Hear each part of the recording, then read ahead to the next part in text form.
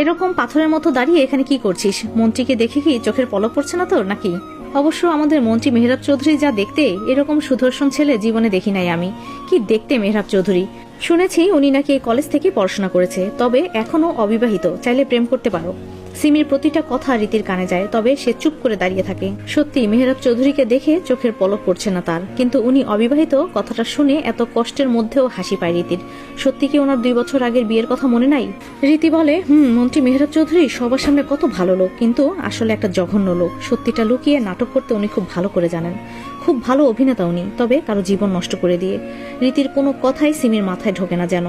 কে বলেছে মেহরাব চৌধুরী ভালো লোক না? সবাই তাকে কত ভালো জানে, তাই কারো জীবন নষ্ট করবে উনি? সেটা হতেই পারে না। সিমি বলে, মন্ত্রী মেহরাব চৌধুরী যথেষ্ট ভালো মানুষ, উনি অনেক ভালো নেতা, সেটা সবাই জানে। তাই পুরো শহরে ওনাকে বিপুল ভোটে পাশ করিয়েছে। তাই উনি অভিনয় করতে কেন যাবেন? আর ওনার মতো ভালো লোক কারো জীবন নষ্ট করতে পারে না। তোমার কোথাও ভুল হচ্ছে রীতি।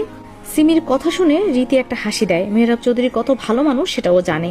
যে লোক বিয়ের আসর থেকে নিজের বউকে ফেলে রেখে চলে আসতে পারে কারণ সে অসুন্দর ছিল, সেই লোক ভালো মানুষ কি করে হতে পারে?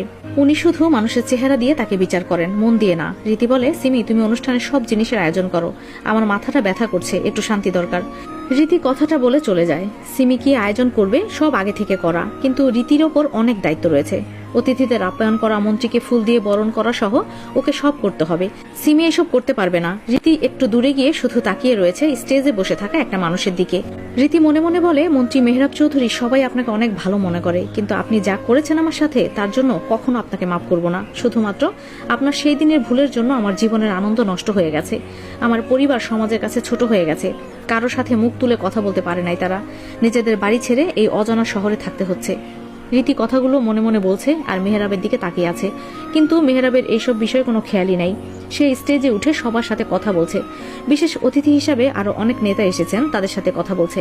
আর বিয়ের আসরের ঘটে যাওয়া সেই ঘটনা তার মনে নাই, তাই 2 বছর আগে করা অন্যায় নিয়ে তার কোনো গিল্টি ফিলও নাই। তবে হারুন রশিদ রীতিকে খোঁজে, কারণ অতিথি চলে এসেছে, এখন সবাইকে বরণ করতে হবে আর মেহরাবকে ফুলের মালা পরিয়ে দেবে রীতি। হারুন রশিদ সিমিকে বলে, সিমি রীতি কোথায়? ওকে তো দেখতে পাচ্ছি না। পুরো অনুষ্ঠানের দায়িত্ব ওর। স্যার, রীতির মাথা ব্যথা করছে, তাই ও একটু দূরে গিয়ে দাঁড়িয়ে রয়েছে আর বলেছে বিরক্ত না করতে, সবকিছু আমাকে সামলে নিতে বলেছে। ও, তাহলে কি করে হবে? রীতির মাথা ব্যথা করছে বুঝতে পারছি, কিন্তু অনুষ্ঠান শুরু করার জন্য তো রবীন্দ্রসঙ্গীত রীতিকে গাইতে হবে। ও ছাড়া তো কেউ এত সুন্দর করে গান গাইতে পারে না। তুমি একটা কাজ করো, ওকে বলো শুধু গান শুনিয়ে চলে যাবে, রীতিকে ডাক দাও। সিমি কি করবে বুঝতে পারছে না, তাই রীতির কাছে যায়।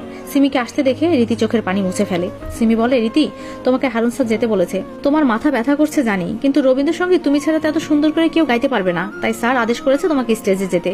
রীতি কি করবে আর কোনো উপায় না পেয়ে, স্যার যখন বলেছে তখন তো যেতেই হবে।